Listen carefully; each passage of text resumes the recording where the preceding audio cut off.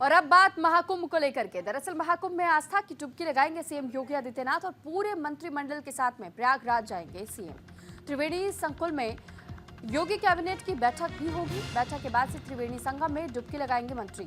तो आज मुख्यमंत्री योगी आदित्यनाथ महाकुंभ में पूरे मंत्रिमंडल के साथ त्रिवेणी संगम की पावन धारा में आस्था की डुबकी लगाएंगे।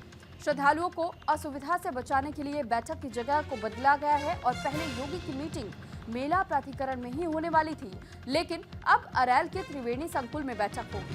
कैबिनेट मंत्रियों के साथ में बैठक के बाद से मंत्री त्रिवेणी संगम में स्नान करेंगे।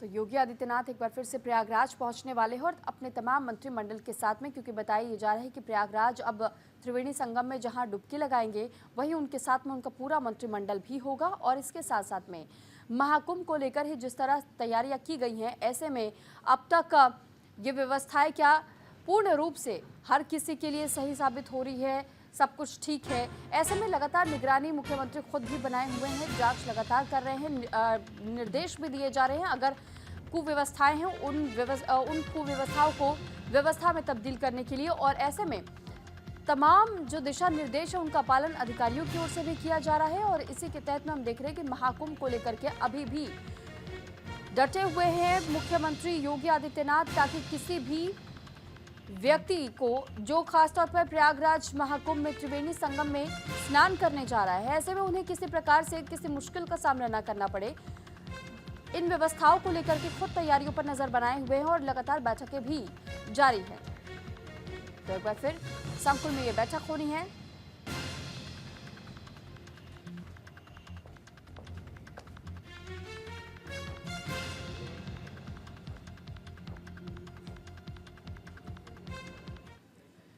तो महाकुंभ में योगी कैबिनेट यहां मौजूद रहने वाला है, यानी पूरे मंत्रिमंडल के साथ में प्रयागराज दौरे पर जाने वाले हैं मुख्यमंत्री योगी आदित्यनाथ और साथ ही त्रिवेणी संगम में डुबकी लगाएंगे सीएम।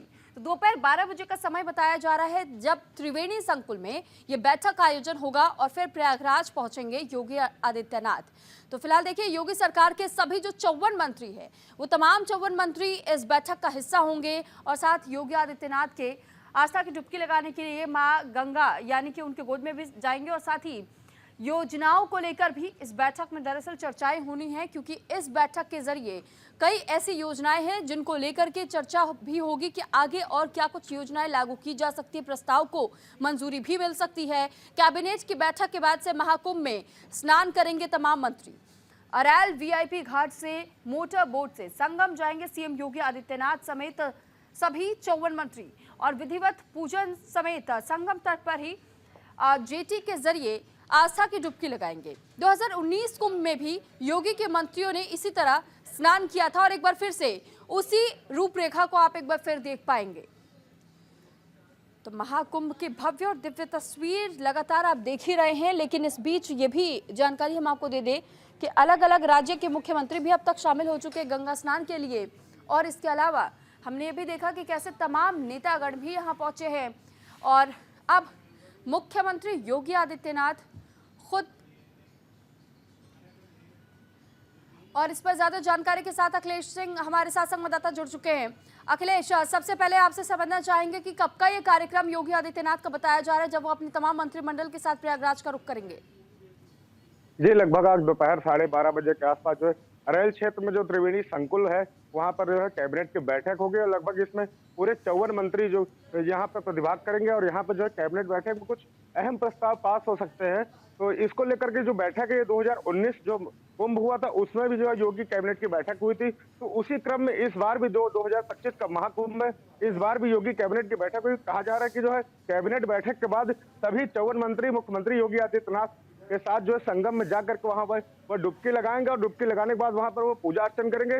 लगभग ये जो कैबिनेट बैठक होने वाली है इसको बहुत अहम माना जा रहा है, क्योंकि इसमें कई ऐसे प्रस्ताव है जो पास हो सकते हैं। कुछ धर्म नगरियां हैं उसके प्रस्ताव पास हो सकते हैं और कुछ जो आगे के जो रणनीतियां बनाई जाएंगी कि प्रदेश में क्या क्या योजनाएं लागू हो सकती हैं उसके भी प्रस्ताव बनाए जाएंगे। तो ये कैबिनेट जो बैठक होनी है त्रिवेणी संकुल में बहुत ही महत्व कैबिनेट बैठक है। जी ठीक है अखिलेश, और साथ ही देखिए हम आपसे ये भी समझना और जानना चाहेंगे, क्योंकि जिस तरह लोगों की भारी भीड़ दिखाई दे रही है प्रयागराज के घाटों पर, ऐसे में जब प्रयागराज मुख्यमंत्री पहुंचेंगे और जब ये बैठक समाप्त होगी, जब स्नान के लिए वो आगे बढ़ेंगे, तो वो कौन सा घाट होगा, किस और वो व्यवस्थाएं की गई हैं, सुरक्षा के इंतजाम कैसे वहां पर, इसको लेकर भी जरा जानकारी दीजिएगा।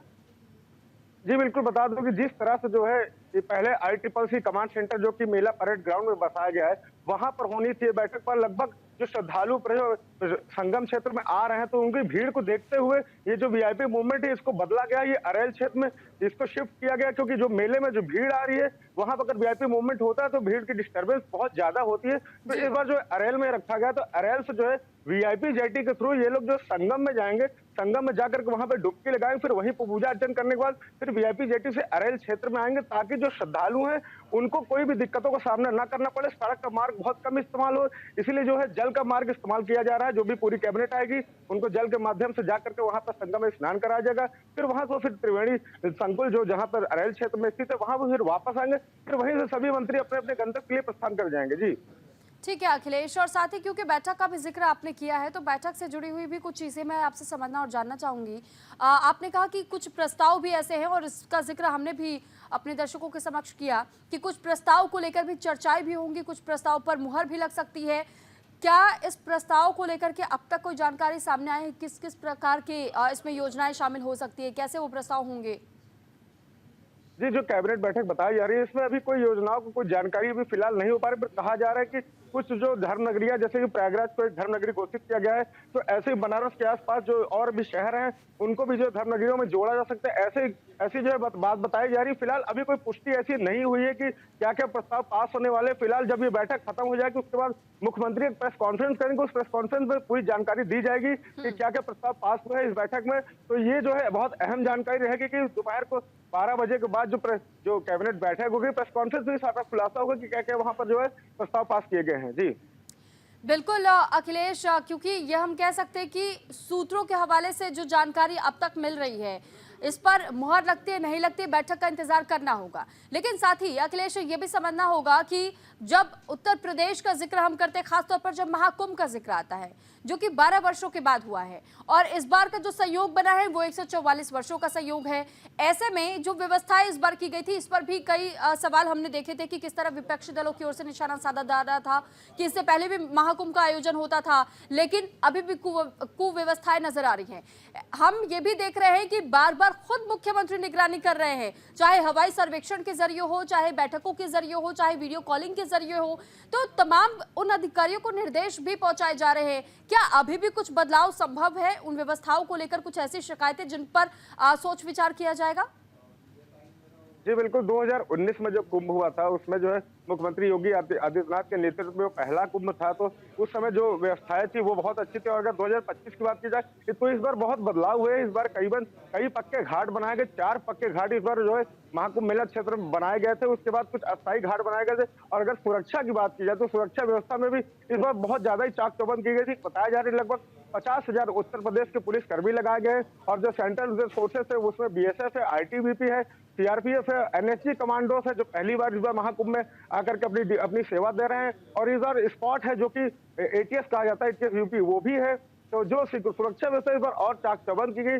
कुछ जो दिक्कतें आ रही थी श्रद्धालुओं को और जो कल्पवासी है वहां पर, उनकी भी दिक्कतों को पूरे कर लिया गया। कुछ जिस तरह से मुख्यमंत्री मॉनिटर कर रहे थे पूरे मेला को, बार बार वो प्रयागराज आ रहे थे, अधिकारियों के साथ समीक्षा बैठक कर रहे थे, हवाई सर्वेक्षण भी उन्होंने किया था। तो अब जो कुंभ मेले में जो भी महाकुंभ में जो भी कार्य बचे हुए पूरी तरह से संपन्न हो चुके हैं। महाकुंभ इस बार जो है पूरी तरह से तैयार है। अब जो श्रद्धालु है लगातार आ रहे हैं, उनकी सारी व्यवस्था की गई। सेंट्रल हॉस्पिटल में वहां पर इलाज की बहुत अच्छी व्यवस्था है रहने के लिए। जी ठीक है अखिलेश, चलिए बहुत धन्यवाद आपका तमाम जानकारी हम तक पहुंचाने के लिए।